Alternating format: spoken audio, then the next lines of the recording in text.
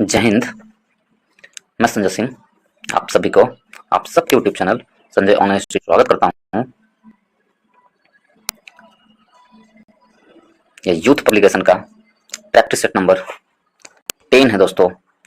इससे पहले 1 से लेके 9 तक प्रैक्टिस सेट मैं अपलोड कर चुका हूँ। यदि आप लोग नहीं देखे हैं तो इस चैनल के प्लेलिस्ट में जाएं और वहाँ पर आपको सारी वीडियो उपलब्ध मिलेगी। यूथ पब्लिकेशन के नाम से मैं प्लेलिस्ट बना दिया हूँ। और अच्छा लगता है दोस्तों तो वीडियो को लाइक करें, दोस्तों ग्रुप में शेयर करें। यदि आप नए हैं तो चैनल को सब्सक्राइब करना ना भूलें दोस्तों, और बेल आइकन को भी दबा लें ताकि जो भी मैं वीडियो डालूं आपको नोटिफिकेशन मिलता रहे। तो चलिए देखते हैं आज हम लोग 76 नंबर प्रश्न का। आज पहला प्रश्न, भारत के निम्नलिखित नदियों में से किसे जैविक मरुस्थल कहते हैं? तो ये नदी 4 नदियां दी हुई, इनमें से कौन से नदी को जैविक मरुस्थल कहते हैं? तो दामोदर नदी को जैविक मरुस्थल कहते हैं। दामोदर नदी को हम लोग क्या कहते हैं? जैविक मरुस्थल। ऑप्शन नंबर बी हमारा सही आंसर है। ठीक है, दामोदर नदी में व्याप्त जल प्रदूषण के कारण इसे जैविक मरुस्थल कहते हैं। बायोलॉजिकल डिजास्टर के कारण, ठीक है, यह भारत की, इसे बायोलॉजिकल डिजास्टर कहा जाता है। किसके कारण? तो पॉल्यूशन के कारण, प्रदूषण के कारण, इसमें अधिक मात्रा में प्रदूषण होने के कारण इसे बायोलॉजिकल डिजास्टर कहते हैं। तो यह भारत में सर्वाधिक प्रदूषित नदी है। दामोदर नदी है जो भारत की सबसे प्रदूषित नदी है। और गिरिडीह एवं दुर्गापुर के बीच 300 किलोमीटर लंबे मार्ग में यह जैविक मरुस्थल होकर रह गई है। यानी कि सबसे ज्यादा प्रदूषण होने के कारण ही इस नदी को जैविक मरुस्थल कहते हैं। तो ऑप्शन नंबर बी हमारा सही आंसर है। जैविक मरुस्थल कहने का कारण यह है कि इसमें कोई भी मछली पैदा नहीं होता है, कोई भी जीव इसमें पैदा नहीं होता है, इतनी प्रदूषित नदी है ये। तो ऑप्शन नंबर बी हमारा सही आंसर है। निम्नलिखित में से भारत के पूर्वी तट पर स्थित सबसे बड़ी लैगून झील कौन सी है? तो भारत के पूर्वी तट पर स्थित सबसे बड़ी लैगून झील वो कौन है? पूर्वी तट पर पूछा गया है, तो पूर्वी तट पर सबसे बड़ी लैगून झील, तो इसमें यदि हम देखें तो चिल्का झील है जो सबसे बड़ी लैगून झील है। ऑप्शन नंबर बी हमारा सही आंसर है। एक पूर्वी तट है दोस्तों और एक पश्चिमी तट है। तो पूर्वी तट और पश्चिमी तट, तो पूर्वी तट पर कितने बंदरगाह और पश्चिमी तट पर कितने बंदरगाह? पूर्वी पर 5 बंदरगाह नहीं बता सकता। पूर्वी पर 5 राज्य और पश्चिमी पर 4 राज्य, कुल मिलाकर 9 राज्य। ठीक है, जो तटीय समुद्री रेखा की सीमा रेखा बनाती है। तो ऑप्शन नंबर कौन है? चिल्का झील। ऑप्शन नंबर बी हमारा सही आंसर है। नेक्स्ट चलते हैं दोस्तों, आगे दिया गया है भारत के निम्नलिखित राज्यों में से कौन सा सबसे अधिक कच्चे तेल का उत्पादक है? सबसे अधिक कच्चे तेल का उत्पादक राज्य कौन सा है? यदि हम ये देखें तो इसमें गुजरात है जो सबसे अधिक कच्चे तेल का उत्पादक है। ऑप्शन नंबर बी हमारा सही आंसर है। गुजरात सबसे अधिक कच्चे तेल का उत्पादक है। भारत में कच्चे तेल का सर्वाधिक उत्पादक अब घाटीय क्षेत्रों से किया जाता है। यहाँ कुल कच्चे तेल का 49.74% हिस्सा उत्पादित होता है। राज्यों के संदर्भ में कच्चा तेल उत्पादन में राजस्थान 20.7% पहले स्थान पर है कच्चा तेल में। उसके बाद गुजरात 14.6%, असम 12.7% और दूसरे एवं तीसरे स्थान पर स्थित है। तो पहले स्थान पर कौन है कच्चा तेल में? तो पहले स्थान पर है राजस्थान, उसके बाद गुजरात और असम। ठीक, तो इसमें राजस्थान नहीं है, तो ऑप्शन नंबर बी हमारा सही आंसर होगा। कच्चे तेल का उत्पादन प्रथम स्थान पर कौन है? तो गुजरात। नेक्स्ट प्रश्न चलते हैं दोस्तों, निम्नलिखित में से कौन सी सुमिलित नहीं है, ये देखना है। तो इसमें यदि हम देखें कौन सुमिलित नहीं है, निम्नलिखित में से कौन सुमिलित नहीं है, यदि ये देखें तो इसमें दिया गया है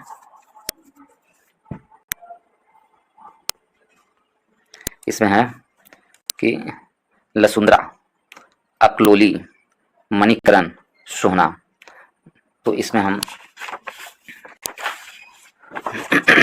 मैच करें तो इसमें लसुंद्रा है जो आपको राजस्थान में नहीं, लसुंद्रा राजस्थान में नहीं है। ऑप्शन नंबर ए हमारा सही आंसर है। लसुंद्रा गुजरात में है, न कि राजस्थान में। ठीक है, तो ऑप्शन नंबर ए सही आंसर है। लसुंद्रा गुजरात में स्थित है। अकलोली महाराष्ट्र के सिंधुदुर्ग पर है, ये सही है। अकलोली महाराष्ट्र के सिंधुदुर्ग पर है। ठीक है, मणिकरण हिमाचल प्रदेश के कुल्लू में है। सोहना, ये हरियाणा के सोनीपत में है सोहना। ठीक है दोस्तों, तो ऑप्शन नंबर ए हमारा सही आंसर है। लसुंद्रा कहाँ स्थित है?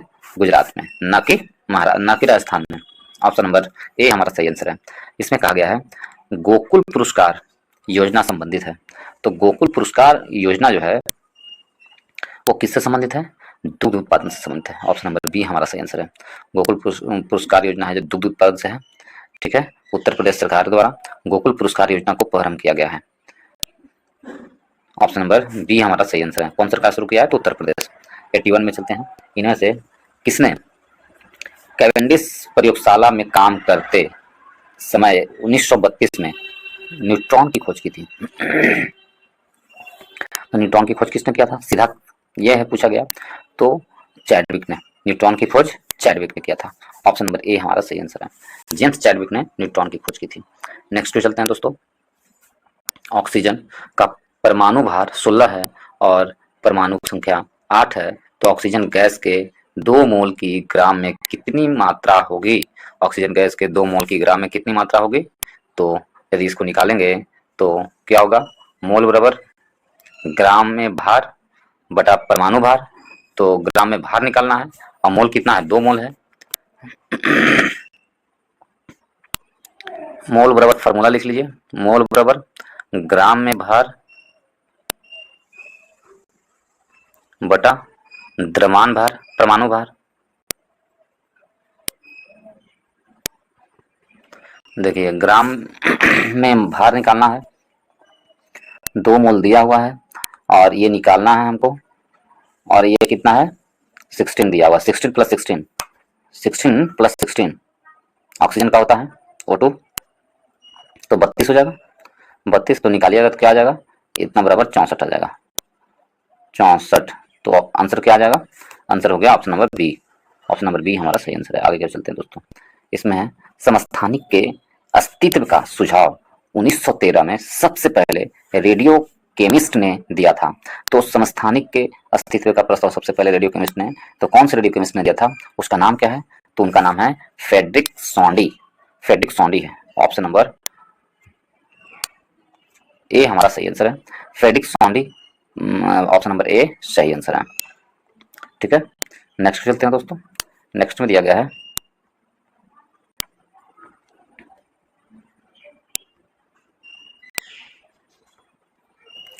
पदार्थ के दबाव या तापमान में परिवर्तन के कारण पदार्थ की गैसीय अव्यवस्था से द्रव अव्यवस्था में परिवर्तित की प्रक्रिया को क्या कहा जाता है? देखिए पदार्थ के दबाव या तापमान में परिवर्तन के कारण गैसीय अवस्था से द्रव अवस्था में परिवर्तित करने की प्रक्रिया को क्या कहते हैं? परिवर्तन की प्रक्रिया को संघनन कहते हैं। क्या कहा जाता है? तो संघनन कहा जाता है। किसी पदार्थ का दबाव या तापमान में परिवर्तन के कारण पदार्थ की गैसीय अवस्था से द्रव अवस्था में परिवर्तन की प्रक्रिया को संघनन कहते हैं। ये 2 कारकों पर निर्भर करता है दोस्तों। एक है तापमान में कमी के कारण और एक है वायु की सापेक्षिक आर्द्रता में बढ़ोतरी के कारण। ठीक है, तो संघनन 2 कारणों से बनता है। तो ऑप्शन नंबर बी हमारा सही आंसर है। आगे की ओर चलते हैं। और तो संघनन की प्रक्रिया के कारण ही बादल बरसते हैं। नेक्स्ट पे चलते हैं दोस्तों। 85 में आर्द्र एवं नम भूमि वातावरण में उत्पन्न होने वाले कई जैसे प्राचीन पौधों के अध्ययन को क्या कहते हैं? तो इसे क्या कहा जाएगा? काई जैसे आर्द्र एवं नम वातावरण में उत्पन्न होने वाले एक पौधा है, तो प्राचीन पौधों के अध्ययन को क्या कहेंगे? ऐसे पौधों के अध्ययन को क्या कहा जाता है? तो ऐसे पौधों के अध्ययन को ब्रायोलॉजी कहते हैं। ऑप्शन नंबर बी हमारा सही आंसर है। ऐसे पौधों के अध्ययन को क्या कहा जाता है? तो ब्रायोलॉजी कहा जाता है। ब्रायोलॉजी यानी वनस्पति का अध्ययन। ब्रायोफाइटा होता है तो जिसे ब्रायोलॉजी कहा जाता है। तो ऑप्शन नंबर बी हमारा सही आंसर है। ठीक है, तो इसमें दिया गया है, इसमें है डेंड्रोलॉजी। डेंड्रोलॉजी किसका अध्ययन है? तो डेंड्रोलॉजी है जो आपको वृक्षों एवं झाड़ियों का अध्ययन को डेंड्रोलॉजी कहते हैं। वृक्ष एवं झाड़ियों के अध्ययन को डेंड्रोलॉजी। पेलिनोलॉजी, तो पेलिनोलॉजी है परागकणों का अध्ययन, पेलिनोलॉजी कहलाता है। परागकणों का अध्ययन पेनिलोलॉजी कहलाता है। एथेनोलॉजी मनुष्यों के एथेनोबायोटिक लिखा हुआ है, जबकि एथेनोलॉजी मनुष्य एवं जंतुओं के व्यवहारिक संबंधी अध्ययन को क्या कहते हैं, एथोनोलॉजी कहते हैं। ठीक, तो ऑप्शन नंबर बी हमारा सही आंसर है।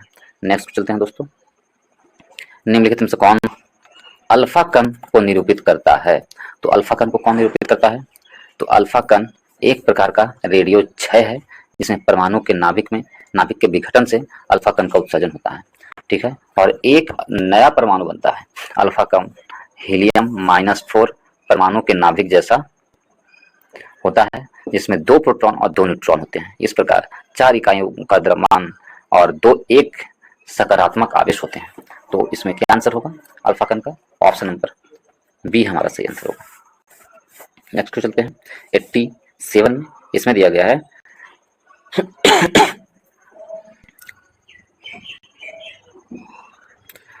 किस ऊतक की कोशिका या कोशिकाएं वसा संग्रहण के लिए विशिष्ट होती है? किस ऊतक की कोशिका या कोशिकाएं वसा संग्रहण के लिए विशिष्ट होती है? यदि ये देखें दोस्तों, तो इसमें क्या है, वसा ऊतक। ऑप्शन नंबर ए हमारा सही आंसर है। ऑप्शन नंबर ए सही आंसर है। नेक्स्ट पे चलते हैं दोस्तों, इसमें दिया गया है खाली स्थान बंद पानी के अणु के भीतर परमाणुओं को बांध कर रखता है। तो बंद पानी के अणु के भीतर परमाणुओं को बांध कर कौन रखता है? तो ये रखता है आपको ध्रुवीय सहसंयोजक। ऑप्शन नंबर बी हमारा सही आंसर है। ध्रुवीय सहसंयोजक बंद पानी के अंदर अणुओं के भीतर परमाणु को बांध कर रखता है। ऑप्शन नंबर बी सही आंसर है। नेक्स्ट करते हैं, चलते हैं, एक तोप का गोला दागा गया है। इस गोले की गति का एक उदाहरण है। तो इस गोले की गति का एक उदाहरण क्या है? तो इसका एक उदाहरण है कि प्रक्षेप गति। ऑप्शन नंबर बी हमारा सही आंसर है। इसका एक उदाहरण है, यदि एक तोप का गोला दागा जाता है तो इस गोले की गति को किसका उदाहरण है? प्रक्षेप गति का उदाहरण है। ऑप्शन नंबर बी हमारा सही आंसर है। नेक्स्ट पे चलते हैं दोस्तों, नेक्स्ट में दिया गया है प्रोटोजोआ के अलावा कौन सा एंजाइम प्राणी जगत के सभी सदस्यों में मौजूद है? देखिए, प्रोटोजोआ के अलावा कौन सा एंजाइम है? तो प्रोटोजोआ के अलावा एमाइलेज है, जो प्राणी जगत में सभी जगह मौजूद है। ऑप्शन नंबर डी हमारा सही आंसर है। सभी सदस्यों में मौजूद है प्राणी जगत में एमाइलेज। नेक्स्ट पे चलते हैं 91 में चलते हैं, संवेग के परिवर्तन की दर क्या होती है? तो संवेग के परिवर्तन की दर को क्या कहेंगे? तो संवेग के परिवर्तन की दर को बल कहा जाता है। ऑप्शन नंबर सी हमारा सही आंसर, संवेग के परिवर्तन की दर को बल। नेक्स्ट पे चलते हैं दोस्तों, इसमें दिया गया है पनेट स्क्वायर में cross B X and A small B के साथ कितने ए स्मॉल बी जीनोटाइप बनेंगे? तो कितने जीनोटाइप बनेंगे ये? यदि इसे देखें तो प्लैनेट स्क्वायर में क्रॉस के कारण कितने स्क्वायर जीनोटाइप बनेंगे? तो 4 स्क्वायर जीनोटाइप बनेंगे। ऑप्शन नंबर ए हमारा सही आंसर है। ऑप्शन नंबर ए सही आंसर है। नेक्स्ट चलते हैं दोस्तों, इसमें दिया गया है कि जीन के जिस समूह की क्रिया को डीएनए साइट से समन्वित किया जाता है उसे क्या कहते हैं? तो जीन समन्वित किया जाता है डीएनए क्रिया से, तो उसे क्या कहते हैं? उसे ओपेरॉन कहा जाता है। ऑप्शन नंबर बी हमारा सही आंसर, ओपेरॉन। 94 में चलते हैं दोस्तों, आइजैक न्यूटन ने गति के कितने नियमों का सूत्रीकरण किया था? तो आइजैक न्यूटन ने गति के कितने नियमों का? तो 3 मूल नियमों का सूत्रीकरण किया है। ऑप्शन नंबर बी हमारा सही आंसर है, 3 मूल नियमों का। ठीक है, गति के प्रथम नियम, द्वितीय नियम और तृतीय नियम। ठीक है दोस्तों, यदि हम देखें गति के प्रथम नियम का उदाहरण, तो गति का प्रथम नियम है गाड़ी के अचानक चलने पर यात्री को पीछे की ओर झुकना। यह गति के प्रथम नियम का उदाहरण है दोस्तों। गति के प्रथम नियम तो क्या है? गाड़ी के अचानक चलने पर यात्री को पीछे की ओर झुकना। गति के दूसरे नियम का क्या उदाहरण है? तो गति के दूसरे नियम का है क्रिकेट खिलाड़ी कैच पकड़ते समय गेंद के संवेग को कम करने के लिए हाथ को पीछे की ओर खींच लेते हैं। ये गति के द्वितीय नियम का है। तृतीय नियम का क्या है? तो तृतीय नियम का उदाहरण है बंदूक से जब गोली निकलती है तब चलाने वाले को पीछे की ओर धक्का लगता है। ठीक है, और पानी में खड़ी नाव पर से जब जमीन पर कूदा जाता है तो नाव पीछे की ओर हट जाती है। और ये गति के तीसरे नियम का है। तो ऑप्शन नंबर डी हमारा सही आंसर है। नेक्स्ट पे चलते हैं दोस्तों, इसमें है 95 में प्राकृतिक चयन तंत्र को वर्णित करने की पद्धति के रूप में योग्यतम की उत्तरजीवित वाक्यांश निम्नलिखित में से किसका कथन है? योग्यतम की उत्तरजीवित वाक्यांश किसका कथन है? तो इसका होगा आपको किसका कथन है? ओपन हॉवर्ड स्पेनर्स की कथन है। ऑप्शन नंबर बी हमारा सही आंसर है। हॉवर्ड स्पेंसर का कथन है। ऑप्शन नंबर बी सही आंसर है। एक अश्व शक्ति लगभग वाट के बराबर होती है, 746 वाट के बराबर होती है, लेकिन लगभग में कहा गया है लगभग कितना? तो 750 वाट। ऑप्शन नंबर बी सही आंसर होगा। नेक्स्ट को चलते हैं दोस्तों। इसमें दिया गया है, इसमें क्या है 97 में रीढ़ की हड्डी वाले प्राणी वर्टिब्रेट प्रजाति के अंतर्गत आते हैं। वर्टिब्रेट प्रजाति के अंतर्गत जो आते हैं रीढ़ की हड्डी का क्वाड्रेटा। ऑप्शन नंबर डी हमारा सही आंसर है। वर्टिब्रेट प्रजाति के अंतर्गत क्वाड्रेटा है। ऑप्शन नंबर डी हमारे सही आंसर है। 98 नंबर प्रश्न को चलते हैं। एक उदाहरण उपकरण जिसका उपयोग यह परीक्षण करने के लिए किया जाता है या जा सकता है कि कोई वस्तु आवेग प्रवाहित ले जा रही है या नहीं ले जा रही है। ठीक है, तो इसका जो दिया हुआ है कि एक उपकरण जिसका उपयोग या परीक्षण करने के लिए लिया जाता है जा सकता है कि कोई वस्तु प्रवेश या आवेश प्रवाहित ले जा रही है या नहीं ले जा रही है, तो कौन सा यंत्र से तो ये मापा जाता है? तो इसका नाम है इलेक्ट्रोस्कोप। ऑप्शन नंबर सी हमारा सही आंसर है। इलेक्ट्रोस्कोप से इसको परीक्षण किया जाता है। ऑप्शन नंबर सी सही आंसर है। यदि हम माइक्रोस्कोप देखें दोस्तों, तो माइक्रोस्कोप है आंख से न दिखने वाले सूक्ष्म चीजों को देखना, माइक्रोस्कोप कहलाता है। आंख से न दिखे जाने वाले। जायरोस्कोप कोणीय स्थिति को मापने के लिए जायरोस्कोप का प्रयोग किया जाता है, या गायरोस्कोप का प्रयोग किया जाता है। कोणीय स्थिति को मापने के लिए क्या उपयोग किया जाता है? गायरोस्कोप। यदि कैलिडोस्कोप देखें तो कैलिडोस्कोप है, इसमें उपयोग द्वारा प्रकाश को परिवर्तित कराकर कांच पर प्रतिबिंब बनाया जाता है कैलिडोस्कोप के द्वारा। इसे बहुरूप प्रदर्शक भी कहा जाता है कैलिडोस्कोप को। तो ऑप्शन नंबर सी हमारा सही आंसर है। ऑप्शन नंबर सी सही आंसर। इसमें इलेक्ट्रोस्कोप यानी कि विद्युतदर्शी इलेक्ट्रोस्कोप, विद्युत आवेश को मापने में काम आता है इलेक्ट्रोस्कोप। तो ऑप्शन नंबर सी सही आंसर है। नेक्स्ट को चलते हैं दोस्तों 99 में। आगे क्या हो सकते हैं दोस्तों? छोटे खाली स्थान को जोई कहा जाता है। इसे जोई कहा जाता है। यदि इसे देखें तो कंगारू के बच्चे को जोई कहा जाता है। ऑप्शन नंबर सी हमारा सही आंसर है। कंगारू के छोटे बच्चे को जोई कहते हैं। ऑप्शन नंबर सी सही आंसर है।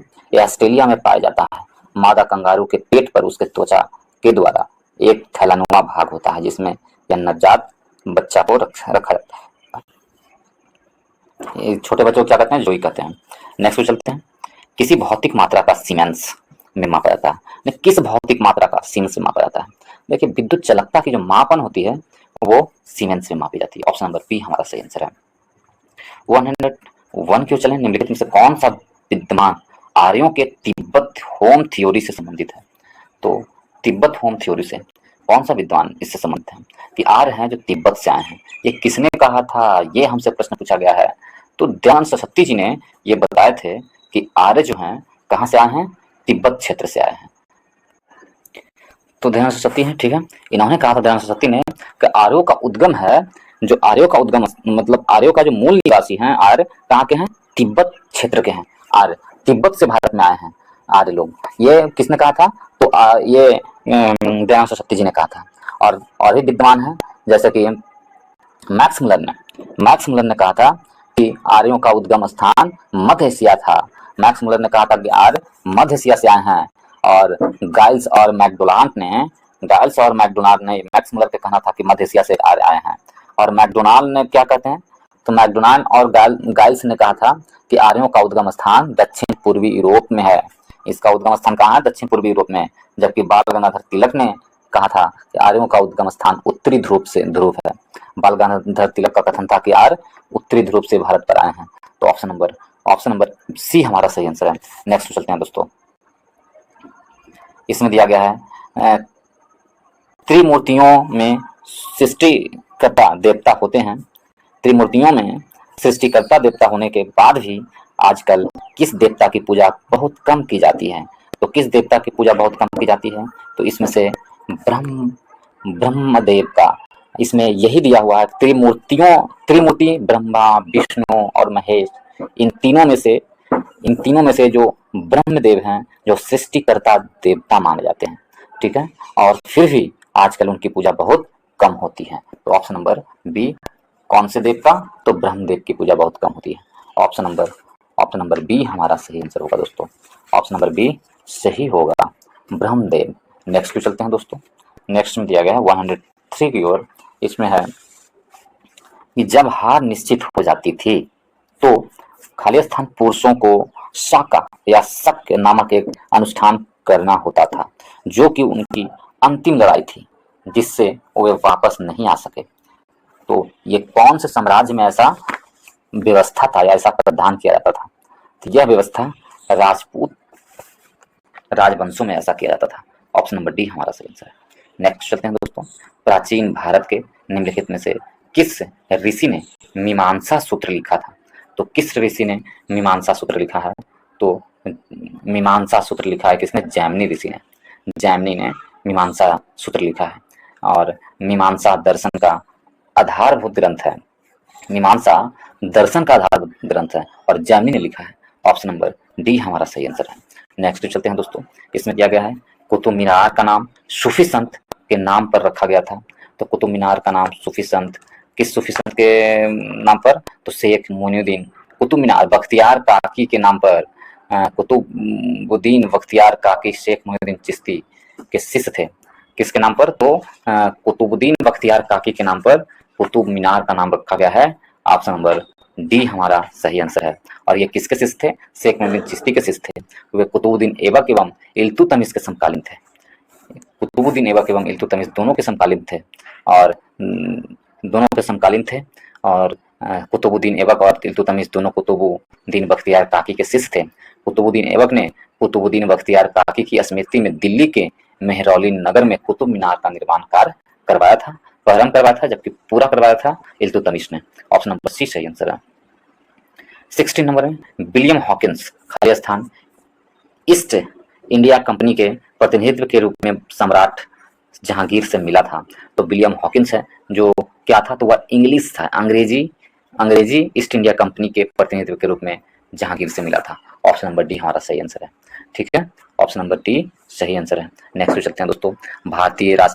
इसमें लिखा भारतीय राष्ट्रीय कांग्रेस ने अपने किस सत्र में पूर्ण स्वराज की मांग विशिष्ट लक्ष्य घोषित किया था? तो वर्ष लाहौर के सत्र 1929 में भारतीय राष्ट्रीय कांग्रेस ने अपना पूर्ण स्वराज की घोषणा की थी और इसकी अध्यक्षता जवाहरलाल नेहरू द्वारा किया गया था। ऑप्शन नंबर ए हमारा सही आंसर होगा। नेक्स्ट चलते हैं दोस्तों। यदि इसमें हम देखें तो इसमें है 108 में गांधी जी ने किस वर्ष में असहयोग आंदोलन की शुरुआत की थी? तो वर्ष 1920 में 1 अगस्त 1920 को गांधी जी ने असहयोग आंदोलन प्रारंभ किए और आंदोलन को चलाने के लिए तिलक स्वराज फंड की स्थापना की थी। तिलक स्वराज फंड की स्थापना की थी और 6 महीने के अंदर इनमें 1 करोड़ रुपये एकत्रित हो गए थे और 4 फरवरी 1922 को उत्तर प्रदेश के गोरखपुर जिले के चौरी चौरा नामक स्थान पर चौरी चौरा कांड के कारण ये 12 फरवरी 1922 को बरदौली में कांग्रेस के कार्य समिति की बैठक में असहयोग आंदोलन को स्थगित कर दिया गया था चौरी चौरा कांड के कारण। तो इसका आंसर क्या होगा दोस्तों? इसका आंसर होगा ऑप्शन नंबर सी हमारा सही आंसर होगा। ऑप्शन नंबर सी सही आंसर है। नेक्स्ट चलते हैं 109 की ओर। निम्नलिखित में से भारत के किस वायसराय ने 1943 के बंगाल के अकाल पर ध्यान दिया और सेना को भूख से पीड़ित बंगालियों को राहत सामग्री वितरित करने का आदेश दिया था? तो ये किसने बंगाल के जो 1943 में वायसराय थे, बंगाल के अकाल पर ध्यान दिया था, वो कौन था? कौन वायसराय था इसमें? यदि इसे देखें 1943 की बात कहा जा रहा है तो 1943 में उस समय लॉर्ड लिथो था। ऑप्शन नंबर ए हमारा सही आंसर है।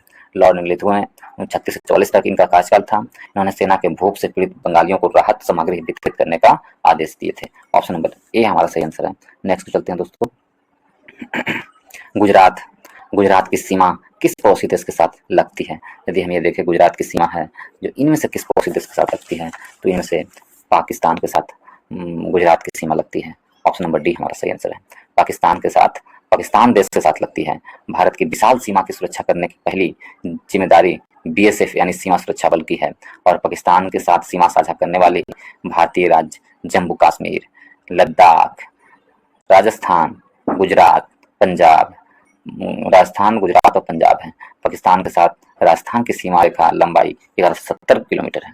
तो ऑप्शन नंबर डी हमारा सही आंसर है। पाकिस्तान के साथ भारत, नेपाल, भारत, म्यांमार और चीन के बीच त्रिकोणीय जंक्शन दिफू दर्रा किस सीमा रेखा पर है? तो दिफू दर्रा है जो आपको अरुणाचल प्रदेश की सीमा रेखा पर है। ऑप्शन नंबर सी यानी मैकमोहन रेखा पर है। ऑप्शन नंबर सी हमारा सही आंसर है।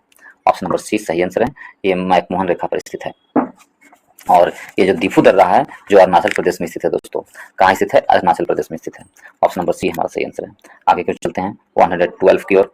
93 में दिया गया है पूर्वी देशांतर और 28 डिग्री उत्तरी अक्षांश के बीच समुद्र तल से 580 मीटर ऊंचाई पर स्थित राज्य की राजधानी का नाम बताइए। यदि हम ये देखें 500 कितना 530 मीटर ऊंचाई पर स्थित इस राज्य की राजधानी का नाम क्या है? तो इसका नाम है ईटानगर। ऑप्शन नंबर बी हमारा सही आंसर है। 93 डिग्री पूर्वी देशांतर और 27 डिग्री उत्तरी अक्षांश के बीच समुद्र तल से 530 मीटर ऊंचाई पर स्थित ईटानगर अरुणाचल प्रदेश की राजधानी है। ठीक है, कहाँ? अरुणाचल प्रदेश की राजधानी का क्षेत्र पड़ता है ईटानगर और ईटानगर हिमालय की तराई में बसा हुआ है। ऑप्शन नंबर डी बी हमारा सही आंसर है। Option number B. यदि 113 की चलते हैं दोस्तों। पंजाब में बड़ी संख्या में अप्लावन नहर है, इनमें जल कहाँ से आता है? तो इनमें जल कहाँ से आता है? तो इनमें जो जल है सतलुज नदी से आता है। ऑप्शन नंबर डी हमारा सही आंसर है। सतलुज नदी से आता है। नेक्स्ट चलते हैं दोस्तों। इसमें दिया गया है बनास नदी की दक्षिणी सहायक नदी बेचड़ राजस्थान के किस जिले की पहाड़ियों से शुरू होती है? तो बेचड़ नदी है जो राजस्थान के किस नदियों की सहायक नदियों से शुरू होती है? जो ये है आपको उदयपुर से शुरू होती है। ऑप्शन नंबर ए हमारा सही आंसर है। उदयपुर से, ये उदयपुर से शुरू होती है। ऑप्शन नंबर ए सही आंसर है। नेक्स्ट चलते हैं। मृदा में लवणीकरण किस कारण से होता है? मृदा में जो लवणीकरण है आपको अधिक सिंचाई के कारण होता है। ऑप्शन नंबर सी हमारा सही आंसर है। मृदा में लवण की मात्रा में मृदा लवणता कहते हैं और मृदा में नमक की मात्रा बढ़ने की क्रिया लवणीकरण कहते हैं। नमक प्राकृतिक रूप से मिट्टी तथा जल में पाया जाता है। मृदा लवणीकरण प्राकृतिक प्रक्रिया द्वारा हो सकता है। अत्यधिक सिंचाई से भी मृदा लवणता बढ़ जाती है। पंजाब में इसका सबसे अच्छा उदाहरण है। तो अधिक सिंचाई से। ऑप्शन नंबर सी हमारा सही आंसर है। नेक्स्ट चलते हैं दोस्तों। इसमें दिया गया है एक तरफ श्रीनगर और दूसरी तरफ कारगिल और लेह के बीच एक महत्वपूर्ण सड़क संपर्क है। तो कौन सा सड़क संपर्क है? तो जोजिला सड़क संपर्क है। ऑप्शन नंबर सी हमारा सही आंसर है। एक तरफ श्रीनगर और दूसरी तरफ कारगिल और लेह के बीच एक महत्वपूर्ण सड़क संपर्क है जोजिला। ऑप्शन नंबर सी हमारा सही आंसर है। निम्नलिखित में से किससे मौलिक कर्तव्यों को अपनाया गया है? तो मौलिक कर्तव्यों को अपनाया गया है, किससे अपनाया गया है? तो भारतीय संविधान से यूएसएसआर के संविधान से मौलिक कर्तव्यों को अपनाया गया है। ऑप्शन नंबर डी हमारा सही आंसर है। स्वर्ण सी समिति के आधार पर अपनाया गया है। नेक्स्ट चलते हैं दोस्तों। और स्वर्ण सी समिति के ठीक है, और कौन से भाग में है? 12 के क में से भाग 4 के क में रखा गया है और 42वें संविधान संशोधन 1976 के द्वारा स्वर्ण सी समिति के द्वारा अनुच्छेद 51 के क में भी रखा गया दोस्तों। और मौलिक कर्तव्य जिसमें 10 मूल कर्तव्य का उल्लेख किया गया है। 86वें संविधान संशोधन अधिनियम 2002 के द्वारा 6 से 14 वर्ष तक के बच्चों की आयु को शिक्षा दिलाने के लिए अवसर उपलब्ध कराने के लिए इसे 11वां मौलिक कर्तव्य के रूप में जोड़ा गया है। तो कहां से लिया गया मौलिक कर्तव्य? यूएसएसआर के संविधान से यानी रूस के संविधान से। ऑप्शन नंबर डी हमारा सही आंसर है। नेक्स्ट चलते हैं। भारतीय संविधान का अनुच्छेद 51 के ए निम्न में से किससे संबंधित है? तो 51 का ए है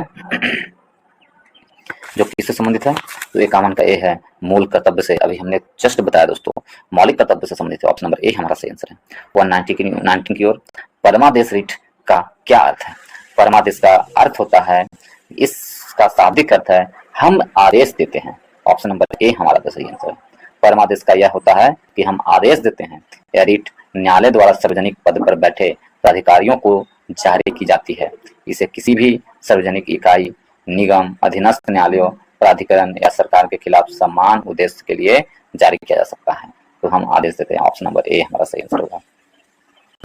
यदि आप दोस्तों इसी तरह भारतीय संविधान पढ़ना चाहते हैं या भारतीय इतिहास पढ़ना चाहते हैं chapter wise, chapter wise objective प्रश्न की ऑब्जेक्टिव प्रश्न, यदि आप चैप्टर वाइज पढ़ना चाहते हैं और ऑब्जेक्टिव प्रश्न के रूप में प्रैक्टिस करना चाहते हैं पूरे बुक को चैप्टर वाइज, भारतीय संविधान, भारतीय इतिहास, वो भी तीनों इतिहास, तीनों कालखंड का इतिहास को, तो हमारे इस चैनल के प्लेलिस्ट में जाएं दोस्तों।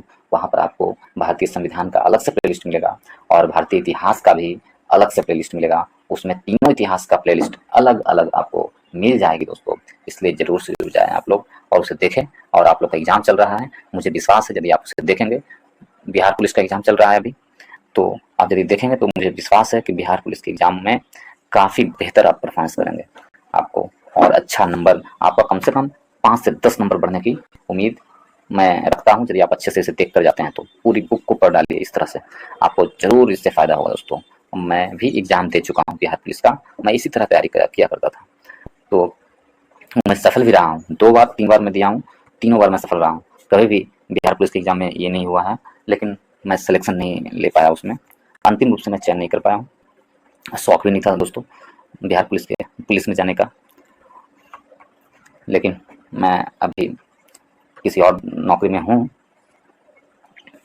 तो चलिए आगे चलते हैं हम लोग। यदि आप लोग को पढ़ना है दोस्तों तो जरूर जाकर पढ़ें, और यदि आप लोग को अच्छा लगता है तो जरूर से जरूर चैनल को शेयर करें दोस्तों, वीडियो को शेयर करें, लाइक करें दोस्तों, ग्रुप में जहाँ भी ग्रुप है सभी ग्रुप में शेयर करें, अपने फेसबुक व्हाट्सएप ग्रुप में शेयर करें दोस्तों। और यदि आप नए हैं तो इस चैनल को सब्सक्राइब करना ना भूलें, जरूर से जरूर सब्सक्राइब कर लें। प्रश्नकाल के बाद लोकसभा के किसी सदस्य द्वारा जनता के महत्व के किसी निश्चित विषय पर विचार विमर्श हेतु कार्यकारी का अध्ययन आकर्षण के लिए रखा गया प्रस्ताव क्या कहलाता है? तो इस प्रस्ताव को क्या कहते हैं? रखा गया प्रस्ताव को देखिए, ऑप्शन क्या क्या दिया हुआ है, तो इसमें इस प्रस्ताव को स्थगन प्रस्ताव कहते हैं, स्थगन प्रस्ताव कहलाता है। ऑप्शन नंबर सी हमारा सही आंसर होगा दोस्तों, स्थगन प्रस्ताव। ऑप्शन नंबर सी सही आंसर है। नेक्स्ट चलते हैं, राज्यों के महाधिवक्ता की नियुक्ति कौन करता है? तो राज्यों के महाधिवक्ता की नियुक्ति कौन करता है, ये प्रश्न पूछा गया है। इसे यदि देखें तो राज्यों के महाधिवक्ता की नियुक्ति और महाधिवक्ता की नियुक्ति राज्यपाल के द्वारा किया जाता है। ऑप्शन नंबर बी हमारा सही आंसर है। उस राज्य के राज्यपाल के द्वारा राज्यों के महाधिवक्ता की नियुक्ति की जाती है दोस्तों। और यह अनुच्छेद 165 के द्वारा महाधिवक्ता के पद की व्यवस्था की गई है, और सर्वोच्च कानून अधिकार होते हैं ये। राज्य के प्रथम कानूनी अधिकारी होते हैं कौन? तो महाधिवक्ता। ऑप्शन नंबर बी हमारा सही आंसर है। कौन ये चुनने का अधिकार किसका है? तो राज्यपाल का। ऑप्शन नंबर बी सही आंसर है। नेक्स्ट चलते हैं 122 की ओर। भारत के संविधान के किस अनुच्छेद में कहा गया है कि भारत के क्षेत्र में सभी प्राधिकरण नागरिक और न्यायिक सर्वोच्च न्यायालय के सहायक के रूप में कार्य करेंगे? तो न्यायालय के सहायक के रूप में कार्य करेंगे, ये किस में दिया गया है? तो ये जो है आपको अनुच्छेद 137 में दिया गया है। ऑप्शन नंबर डी हमारा सही आंसर है। अनुच्छेद 137 में यह प्रावधान अनुच्छेद 144 में यह प्रावधान दिया गया है। अनुच्छेद 144 में भारत के संविधान के किस अनुच्छेद में कहा गया है कि भारत के क्षेत्र में सभी प्राधिकरण नागरिक और न्यायिक सर्वोच्च न्यायालय के सहायक के रूप में कार्य करेंगे? ऑप्शन नंबर डी हमारा सही आंसर है। ऑप्शन नंबर डी सही आंसर है।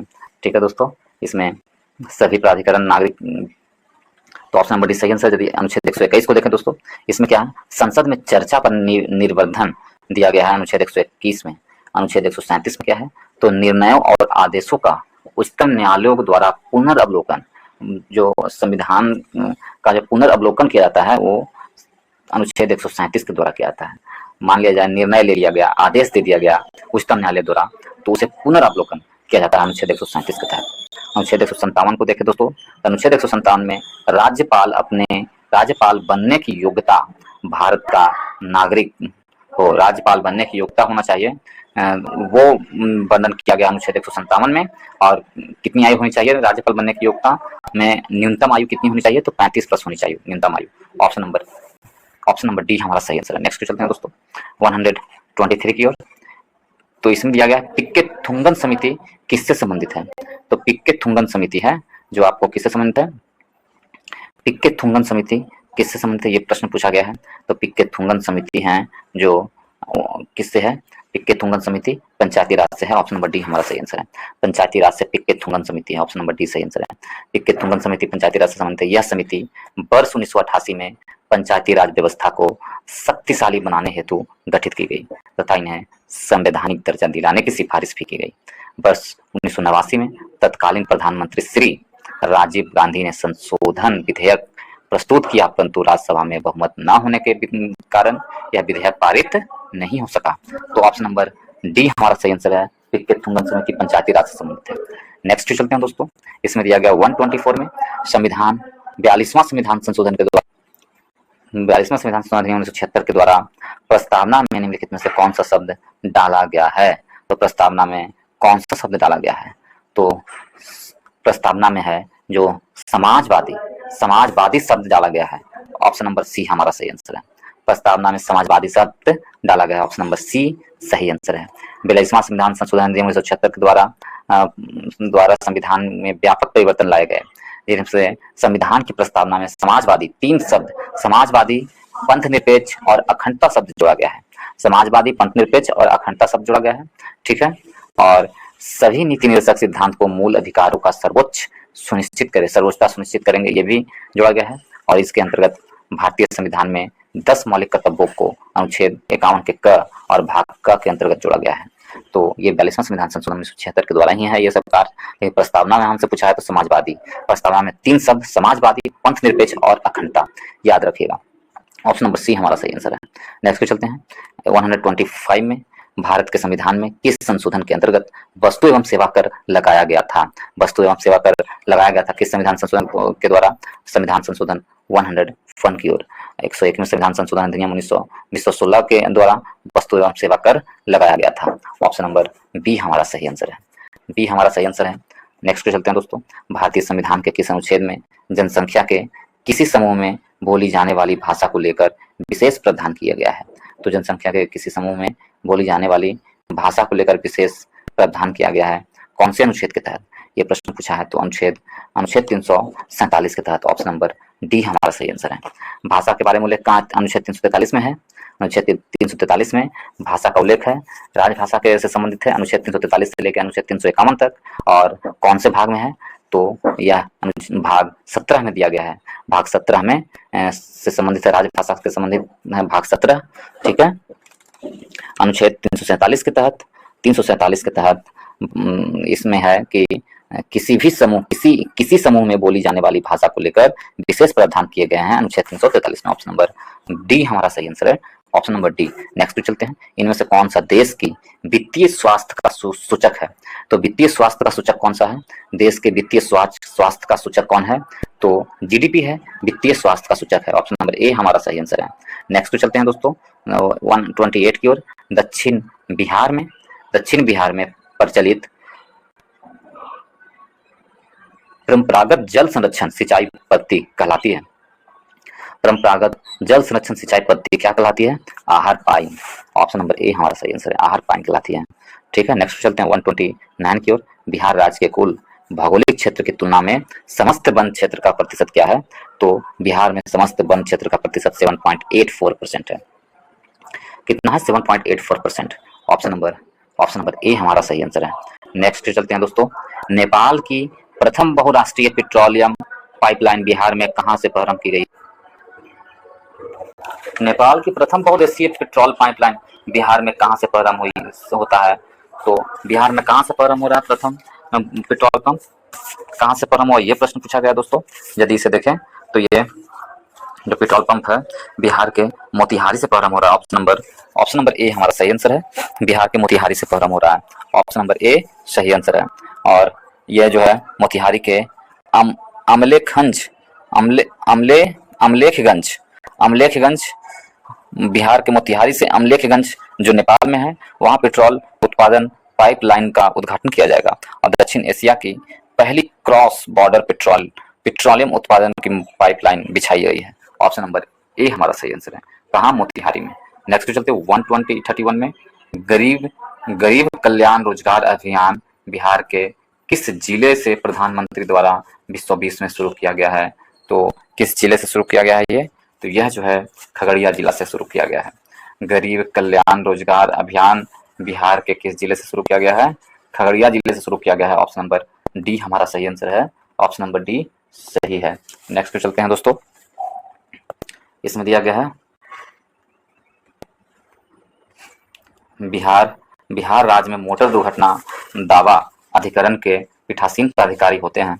बिहार में मोटर दुर्घटना दावा अधिकरण के पीठासीन प्राधिकारी कौन होते हैं?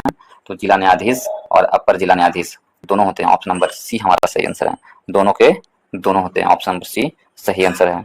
नेक्स्ट पे चलते हैं दोस्तों 133 की ओर। बिहार के वे जिले कौन से हैं जिनमें 2011, 2001, 2010, 2011 में क्रमशः सबसे कम ग्रामीण महिला साक्षरता दर थी? तो सबसे कम ग्रामीण महिला साक्षरता दर किसमें है? तो किशनगंज और सहरसा में। ऑप्शन नंबर डी हमारा सही आंसर है। सबसे कम है किशनगंज और सहरसा में। ऑप्शन नंबर डी सही आंसर है। ठीक है, नेक्स्ट पे चलते हैं दोस्तों 133 में। किस मंत्रालय ने startup India seeds fund scheme शुरू की है? तो वो कौन सा मंत्रालय है? स्टार्टअप इंडिया सीड्स फंड शुरू की है वो मंत्रालय है वाणिज्य एवं उद्योग मंत्रालय। ऑप्शन नंबर सी हमारा सही आंसर है। वाणिज्य एवं उद्योग मंत्रालय है। ऑप्शन नंबर सॉरी वाणिज्य एवं उद्योग मंत्रालय नहीं है, वित्त मंत्रालय है। किस मंत्रालय ने startup India seeds fund scheme जारी किया है? तो ऑप्शन नंबर डी वित्त मंत्रालय के द्वारा। ना, गलत है दोस्तों। ये जो स्टार्टअप एवं सीड्स है, स्टार्टअप एवं सीड्स वो कौन जारी किया है? तो वाणिज्य मंत्रालय द्वारा जारी किया गया है। ऑप्शन नंबर सी हमारा सही आंसर है। वाणिज्य मंत्रालय द्वारा जारी किया गया है। वाणिज्य मंत्रालय होगा आंसर। ऑप्शन नंबर सी सही आंसर है। वाणिज्य मंत्रालय होगा। नेक्स्ट पे चलते हैं। इसमें दिया गया है 134 में स्वर्ण जयंती शहरी रोजगार योजना 133 का 2 प्रश्न था दोस्तों। दोनों का अलग अलग आंसर है। एक का डी था और एक का सी था। ठीक है, इसलिए कंफ्यूजन हो रहा था। और आपको अब चलते हैं हम लोग 134 में। स्वर्ण जयंती शहरी रोजगार योजना SJSRY का मुख्य उद्देश्य किस प्रकार के रोजगार के अवसर उत्पन्न करना है? इसमें किस प्रकार के रोजगार के अवसर उत्पन्न करने के लिए किया गया है स्वर्ण जयंती शहरी रोजगार योजना में? तो इसमें जो है आपको किस प्रकार के रोजगार, तो शहर क्षेत्रों में स्वरोजगार और मजदूरी रोजगार दोनों, स्वरोजगार और मजदूरी रोजगार दोनों के लिए। तो ऑप्शन नंबर ए हमारा सही आंसर होगा। नेक्स्ट पे चलते हैं दोस्तों। हम भारत में नियोजित आर्थिक विकास प्रथम पंचवर्षीय योजना की शुरुआत के साथ में शुरू हुआ था। तो प्रथम पंचवर्षीय योजना के विकास के साथ में शुरू हुआ था, ये कहा गया है। तो कब शुरू हुआ था? तो वर्ष 1951 में शुरू हुआ था। ऑप्शन नंबर बी हमारा सही आंसर है। प्रथम पंचवर्षीय योजना की शुरुआत 8 दिसंबर 1951 से हुई थी दोस्तों। इसमें पंडित जवाहरलाल नेहरू द्वारा प्रस्तुत किया गया था, जो हैराल्ड डोमाल मॉडल योजना पर आधारित थी और 5 वर्ष के लिए केंद्र सरकार द्वारा देश के लोगों के लिए आर्थिक और सामाजिक विकास की शुरुआत की गई थी। ऑप्शन नंबर बी हमारा सही आंसर है। निम्नलिखित में से किस भारतीय मूल के व्यक्ति को प्रतिष्ठित पुलित्जर पुरस्कार सबसे पहले प्राप्त हुआ था? तो प्रतिष्ठित पुलित्जर पुरस्कार सबसे पहले प्राप्त हुआ था किन्हें? तो इसमें से देखें तो सबसे पहले प्रतिष्ठित पुलित्जर पुरस्कार प्राप्त हुआ था 1937 में गोविंद बिहारी लाल को सबसे पहले प्राप्त हुआ था। ऑप्शन नंबर डी हमारा सही आंसर है, गोविंद बिहारी लाल को। नेक्स्ट पे चलते हैं दोस्तों। इसमें दिया गया 137 में निम्नलिखित में से कौन प्रथम भारतीय संगीतकार हैं जो थी जिन्होंने रेमन मैग्सेसे पुरस्कार से सम्मानित किया गया था, और साथ ही वे 1966 में संयुक्त राष्ट्र महासभा में प्रदर्शन करने वाले पहले भारतीय भी थे। तो वो कौन थे या कौन थी? तो ये थे S Subbulakshmi. Option number B हमारा सही आंसर है, एस सुब्बुलक्ष्मी थी। नेक्स्ट पे चलते हैं दोस्तों। इसमें दिया गया आगा खां कप किस खेल से संबंधित है? तो आगा खां कप है जो आपको किस खेल से है? आगा खां कप हॉकी से संबंधित है दोस्तों। ऑप्शन नंबर डी सही आंसर है। आगे की ओर चलते हैं दोस्तों। इसमें कहा गया है FIFA federation international day football association विश्व कप का पहला मेजबान देश था। तो कौन देश था जो विश्व कप का पहला मेजबान देश था? तो वो कौन था? उरुग्वे था। ऑप्शन नंबर ए हमारा सही आंसर है, उरुग्वे। ऑप्शन नंबर ए सही आंसर है। नेक्स्ट चलते हैं दोस्तों। इसमें दिया गया है, नेक्स्ट में है क्या? तो विश्व खालिस्तान दिवस 23 मार्च को सूर्य, पृथ्वी और मौसम विषय के साथ मनाया गया है। सूर्य, पृथ्वी और मौसम विषय के साथ मनाया गया है। वो कौन सा दिवस है? 23 मार्च को जो मनाया जाता है तो उसे विश्व मौसम दिवस के रूप में मनाया जाता है। किसके? मौसम संबंधित दिवस के रूप में मनाया जाता है। ऑप्शन नंबर विश्व मौसम संबंधी दिवस मनाया जाता है 23 मार्च को। ऑप्शन नंबर डी हमारा सही आंसर है। नेक्स्ट पे चलते हैं दोस्तों। 141 में एमनेस्टी नामक पुस्तक के लेखक एमनेस्टी नामक पुस्तक के लेखक निम्नलिखित में से कौन है? तो एमनेस्टी नामक पुस्तक के लेखक कौन है? अरविंद अडिगा है। ऑप्शन नंबर डी हमारा सही आंसर है, अरविंद अडिगा एमनेस्टी नामक पुस्तक के लेखक है। और a suitable boy Vikram Seth. Vikram Seth की पुस्तक का नाम क्या है? सुटेबल बॉय है। सुटेबल बॉय विक्रम सेठ का है पुस्तक का नाम। ठीक है, नेक्स्ट चलते हैं दोस्तों आगे की ओर। इसमें दिया गया इटली की राजधानी क्या है? देखिए इटली की राजधानी क्या है? तो इटली की राजधानी आपको इटली की राजधानी क्या है, ये प्रश्न पूछा गया है दोस्तों। रोम है। ऑप्शन नंबर बी हमारा सही आंसर है, इटली की राजधानी रोम है। नेक्स्ट चलते हैं दोस्तों 143 में। प्योंगयांग की राजधानी है। तो प्योंगयांग किसकी राजधानी है? प्योंगयांग है जो आपको त्रिनाद एवं टोबैगो प्योंगयांग उत्तरी कोरिया की राजधानी प्योंगयांग है। ऑप्शन नंबर बी हमारा सही आंसर है। उत्तरी कोरिया की राजधानी को क्या कहते हैं? प्योंगयांग। प्योंगयांग उत्तरी कोरिया की राजधानी है। ठीक है, सऊदी अरेबिया की राजधानी क्या है? रियाद है। उत्तर कोरिया के प्योंगयांग। चेक गणराज्य का अच्छा त्रिनाद एवं टोबैगो पोर्टलैंड का है। तो क्या क्या आंसर होगा? ऑप्शन नंबर बी हमारा सही आंसर है, प्योंगयांग उत्तरी कोरिया का है। नेक्स्ट चलते हैं दोस्तों, फोनोग्राफ का आविष्कार किस वैज्ञानिक ने किया था? तो फोनोग्राफ का आविष्कार किस वैज्ञानिक ने किया था? ग्रामोफोन का आविष्कार या फोनोग्राफ का आविष्कार किसने किया था? तो थॉमस एडिसन ने फोनोग्राफ का आविष्कार किया था। ऑप्शन नंबर बी हमारा सही आंसर है, थॉमस एडिसन। स्टेथोस्कोप का आविष्कार किसने किया है? तो स्टेथोस्कोप का आविष्कार यदि देखें तो इसका आविष्कार किसने किया है स्टेथोस्कोप का? तो स्टेथोस्कोप का आविष्कार 1816 ईस्वी में किया गया है। स्टेथोस्कोप का आविष्कार 1816 के द्वारा किया गया है। ठीक है, यह आवाज सुनने वाला एक वैज्ञानिक उपकरण है। इंजन तथा डेविड बुशनेल ने पनडुब्बी का आविष्कार किया था। ठीक है, तो ऑप्शन नंबर क्या आंसर होगा? स्टेथोस्कोप का आविष्कार किसने किया था? तो रेनेल लीनेक ने किया था। ऑप्शन नंबर डी हमारा सही आंसर है। नेक्स्ट चलते हैं दोस्तों, विवाद से विश्वास योजना किस केंद्रीय मंत्रालय ने हाल ही में शुरू किया है? विवाद से विश्वास योजना। तो विवाद से विश्वास योजना वित्त मंत्रालय द्वारा शुरू किया गया है। विवाद से विश्वास योजना वित्त मंत्रालय द्वारा शुरू किया गया है। नेक्स्ट चलते हैं 147। पहली फरवरी 2023 में कौन सा उच्च न्यायालय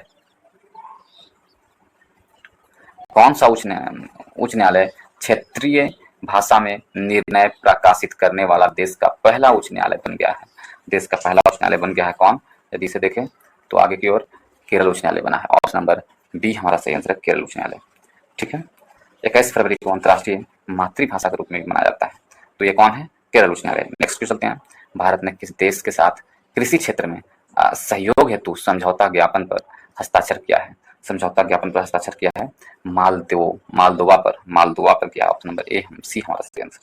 नेक्स्ट चलते हैं दोस्तों, नेक्स्ट में दिया गया है बिहार के किस विभाग द्वारा होम स्टे योजना लॉन्च किया गया है? तो होम स्टे योजना लॉन्च किया गया है किस स्टेट द्वारा? तो वो बिहार के पर्यटन विभाग के द्वारा। किसके द्वारा? पर्यटन विभाग के द्वारा होम स्टे योजना लॉन्च किया गया है। ऑप्शन नंबर ए हमारा सही आंसर है। आगे की ओर चलते हैं दोस्तों, और ये लास्ट प्रश्न होगा इस वीडियो का लास्ट प्रश्न होगा दोस्तों इसमें।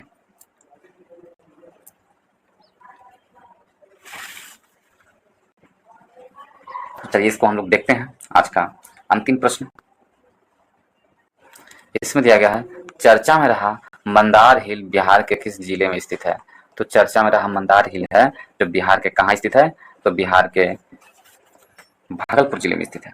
ऑप्शन नंबर सी हमारा सही आंसर, बिहार के भागलपुर जिले में मंदार हिल स्थित है।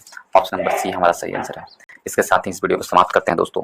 यदि आप लोगों को अच्छा लगा है तो वीडियो को लाइक करें, दोस्तों ग्रुप में खूब शेयर करें दोस्तों, कहीं भी ग्रुप हो आपका, फेसबुक, व्हाट्सएप, इंस्टाग्राम, सभी जगह शेयर करें। और चैनल को सब्सक्राइब करना भूलें। यदि आप नए हैं तो चैनल को जरूर से जरूर सब्सक्राइब करें और बेल आइकन को दबा लें ताकि जो भी वीडियो मैं डालूं उसका नोटिफिकेशन आपको मिलता रहे। तो चलिए इस वीडियो को देखने के लिए बहुत बहुत धन्यवाद।